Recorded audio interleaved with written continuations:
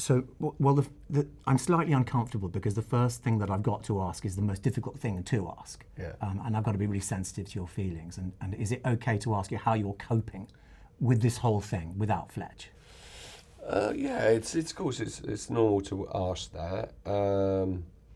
Well, you know, when Fletch passed, you know, before that, Martin and I had already started work on this record with James Ford and with Marta Salogni at Martin's house. And even before that, Martin and I were starting to exchange demos. I had a few ideas that I'd play very badly on guitar, but some songs that I felt could work with the ones that he had sent me. All of them kind of leaning into death and mortality and life and what you're doing with it and all that stuff. So we already had a kind of a theme that was beginning to happen. And we started recording. And then there's a point where Fletch would join us to come and listen to what we've been doing and what he thought of the demos and what the strong songs, what ones should be on the album or not. We all kind of start discussing that.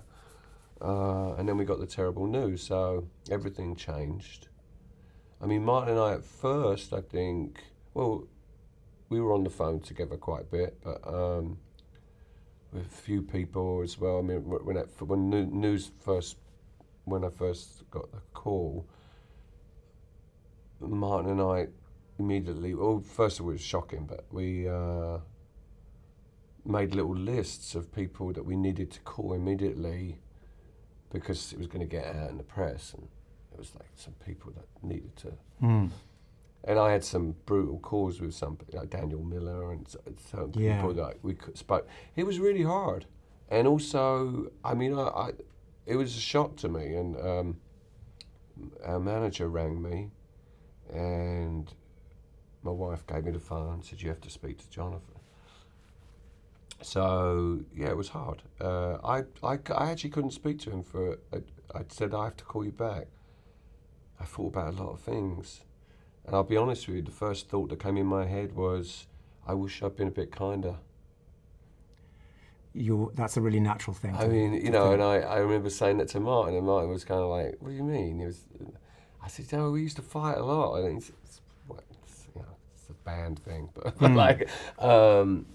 So, you know, a couple of days after, I guess Martin and I had a conversation, and Martin said to me, "You know, you're coming back to Santa Barbara. We're gonna carry on making the album, right? And we're gonna carry on."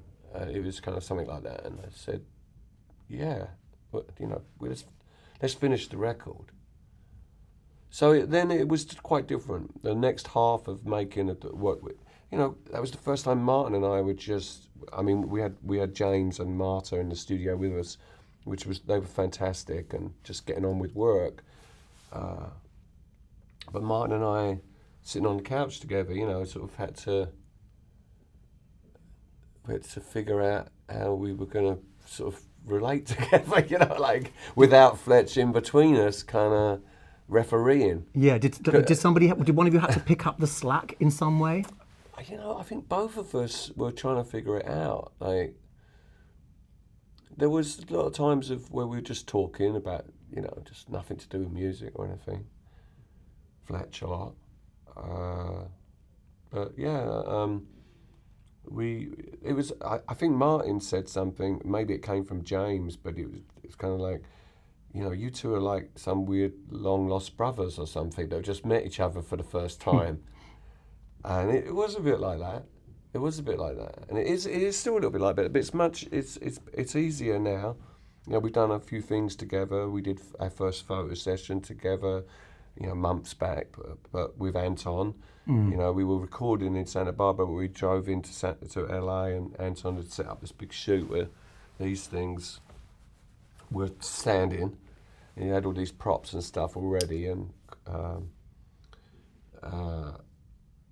I walked into the studio, I thought that immediately I was like, oh, great, it's Memento Mori, right? MM.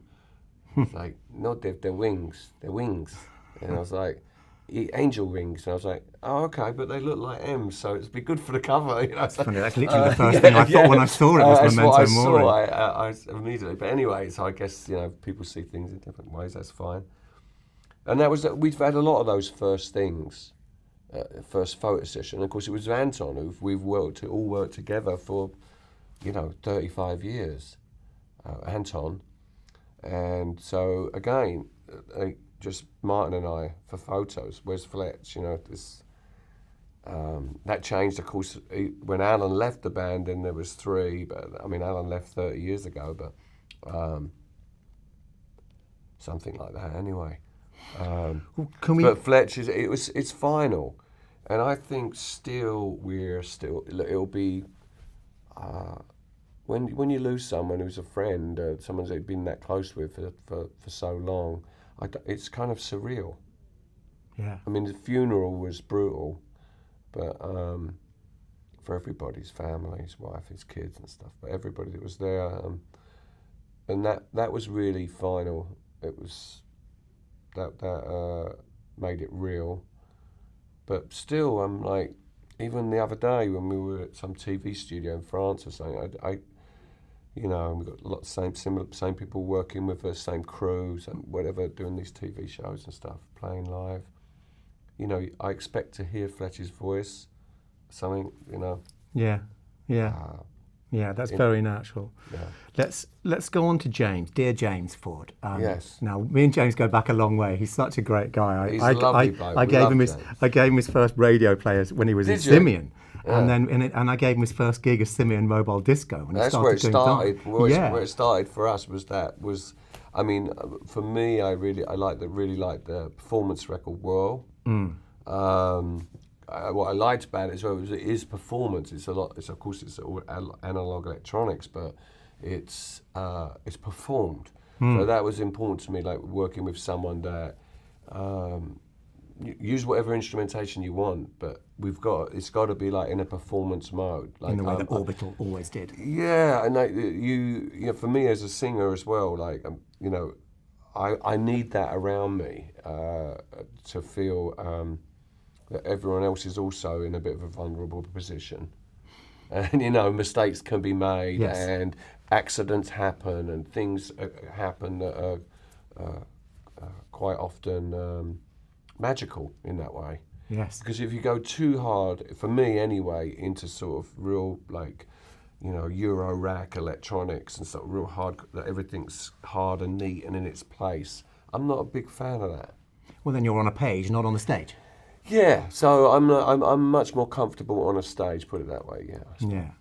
And what's interesting about this, which I've just found out, is that it's not just James, but he's got Marta, you say, so he's got some help. And I listened to the first track, and the first thing that I thought was Trent Reznor and Atticus Ross. It's got that really. No, it was great. I think they became immediate. It's like they'd worked. It seemed like they had worked together many times, and they became really good friends and close in sort of like in their working space, but also. If you saw them together, it's like they'd done this 100 times or something. But the combination of James's skill as a musician and producer, and Marta's also her skills as an engineer, producer and musician, but with experimental, her use of tape and these old tape machines. Which you hear very much, especially on the first and last song. They really kind of we used that a lot. We even through all the strings that were done at Shangri-La, we processed all of those, of course, and especially in Speak to Me. So when I was singing, actually, a lot of the time, Marta would run tape. And she would be sending things into the tape machines and then coming back out and over there. So I would be getting this trippy stuff as well sometimes. And she set up this great sound for me to work in. So what I was hearing back, I could very much perform into. I enjoyed that a lot. Vibe. I mean, let's just go into to My Cosmos Is Mine a little bit, because it starts so dark and industrial. Yeah. And almost a little religious, in a way. Well, it's bleak and it's otherworldly for sure. It's not, to me. It sets up a world that maybe, I guess, is somewhere in Martin's head. Because, you know, he wrote this song, but he wrote it out of a place as well of like, you've got everything else, the powers that be out there, you know, that run this world, it seems, in a very negative way. You can't have this. You know, this is mine. This cosmos is mine. Right. You know, and so, and I thought the perfect bookend to that was Speak to Me, where I'm petitioning something in the universe to say, oh, if you're really out there, like, tell me what to do, and I'll do it. Well, we're jumping to Speak to Me, which is how you've bookended it, and you know, how you leave people is so important on a record, isn't it? Yeah. You know, how did you want to leave people? Well, that song came to me in like one huge piece, and that when that happens, I get really excited because I feel like it's sort of got nothing to do with me. I know that sounds a bit weird, but I heard Keith Richards saying once, like, you got to have your antenna up on your radio. He said, and these things come in, and he said, and if your antenna's up, you can grab it, but if your antenna's not up, it will pass you by, and Neil Young will get it or something. Yeah, exactly. You've got to be open. And so I liked that, but this Speak to Me sort of came like that. It was, I heard the complete song almost within about 10 minutes in my head. And I wasn't, at that particular time, I was kind of petitioning. I wasn't sure whether I wanted to make this record at all. Wasn't sure if I wanted to do another record with Depeche, really, or anything. It was coming out of COVID and all that. I'd done a Soul Savers record. We tried to do some shows around the Imposter record, and it got kind of, in the end, a bit shut down because it was difficult to move around. But anyway, I went back home to New York, and I was kind of like, Christmas came and all that, and after I was just like, I don't know what I want to do. Like, and anyway, Martin was pushing to start work on a record. So I went off somewhere with my wife, and while I was away, I was walking. I didn't have a phone or anything with me, and I was sort of going, all right, so am I going to do this or what? And I'd been talking to people about it, and I was walking, talking to myself kind of thing, as I often do, and this tune came in my head, and these words and that were forming, and I was like, oh. And I heard a melody. I started singing the melody as I was walking along. And I was like, oh.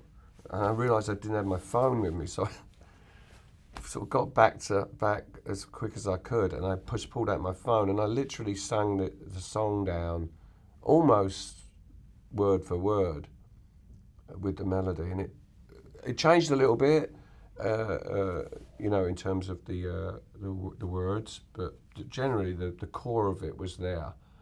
First thing I thought was... So I don't, you know, like I wrote it, but I got a lot of help, put it that way. Okay, well, you had your antenna up. First thing I thought was Vangelis, Blade Runner, actually. But then as I started listening to it more, I thought, oh, no, this is Blade Runner 2, this is Hans Zimmer. There's something very filmic about it. It's very cinematic, and it's also very apocalyptic, I feel. And I feel like it sort of brings you right to this end play. The way that at the end of it as well, Marta did this thing where everything kind of gets sucked into this, like this vortex, this hole. So it builds to this massive like finish with all the strings and stuff. But I feel like it goes, I feel like we sort of leave Earth and we're out there in space or something, and we just... So it just goes... That's a great way to end. Wagging Tongues, that Right. is second track, right? So you Yeah. sort of let things lighten a bit, and it sounds very vintage you. The melody was all Mart. It came, that melody. I had the song. I wrote it on a guitar, and I sent it to Martin, and he sent it back with this like arpeggiating, beautiful Kraftwerk-esque thing, and I was like, oh yeah, I love this. So I sang into that, but the song is just, it's one of those things where what you say to somebody, or the misinformation, how information is passed along, skewed, changed, and then read back to you in a completely different way, or how how we take information, our false information or whatever you like, true information too, and it becomes fact. And be careful with that. So, be careful what you're doing with your wagging tongue. Yeah, absolutely. Ghosts Again, your first teaser on the record, and there seems to be a little tinge of optimism in here, both lyrically and in the melody. I described this. I think Marta wrote it down. She said, "I'm writing that down." I said, I was so excited when we were recording the song. I felt like, how can you not like this song? And then when I immediately heard the demo, it was the same thing. And no matter how many times I hear it, it doesn't get old to me. That's, to me, it's like the perfect match of melancholy and joy. And that mesh somehow makes something, a melody, and you get away with this quite sad, melancholy lyric in this joyous melody, which you find yourself singing along to. But actually, it's quite a sad song. Yeah, well, that's part for the course for you, isn't it? Well, it's part of it. Depeche's. We've. I mean, for me, whether I'm listening to, Johnny Cash or Mark Lanigan or Nick Cave and the Bad Seeds, those are the songs that always get me. Yeah. Lastly, Before We Drown. So we're in a dark and sexy place now. Yeah, I mean, I wrote that song or that lyric anyway, actually with the help of Pete Gordino and Christian Eigner from our band. That song was written during COVID, during lockdown, and I was out of my house in Montauk, and I was standing at my house out there's right on the Atlantic, and I was standing on the beach, and there was nobody on the beach. It was freezing, and I was just. This part of the song started coming to me from this. Just again, it's the same sort of metaphor, really. We've got to change. We've got to evolve before we all drown. It's there, isn't it? It's like it's tangible. We can all feel it, and all do our best to avoid it, mostly with these things. Well, it builds beautifully. There's a lovely almost 808 acid thing. Yeah, used a lot of the musicality on this album is. I mean, it's very sort of. There's a lot of like old brutal sounding drum machines and that kind of feel to it. It's got a sort of I would say like post-punky sort of feel about it. Some of it. Like Favourite Stranger and stuff like that, songs like that, Caroline's Monkey, they're a bit dirty and nasty, yeah. I've got to go, and before I go, I have to ask... Before you drown. But yeah, because we're going to play it on the show. We're going to play one old song. In a scenario where you're in a car or you're in a shop or something like that, and you hear Enjoy the Silence come on, how do you feel now, after all this time, when you listen to that? Enjoy the Silence, I still get the same euphoria. It's weird, it's sort of, to me, a close partner of Ghosts Again. Like in that way, when Martin first came up with that song, which was this little ballad, 2 verses, and we were in some studio in Denmark, and Flood and Alan were like, leave the studio, we're going to mess around with a backing track for this, and we're going to make it into a dancey, moving song. And Martin was not into the idea, it was this little ballad. So we left, and we came back a couple of days later or whatever, and they'd come up with this backing track, and then Flood gave Martin his Green Gretsch, and the first line he played was the line, he came up with that riff, and that was it. The song was, I sang it really quick. It's Ghosts Again kind of was like that. So when I hear the song, I remember all that. I remember that exactly how we recorded it, when we recorded it, how it happened. Once again, it's like the team. It's the people that are around you, the ideas, sharing ideas. When magical things happen, it's when you let go of your idea. Fantastic. You gave me so much in 20 minutes. Thank you so much. Thank you. It was a real pleasure.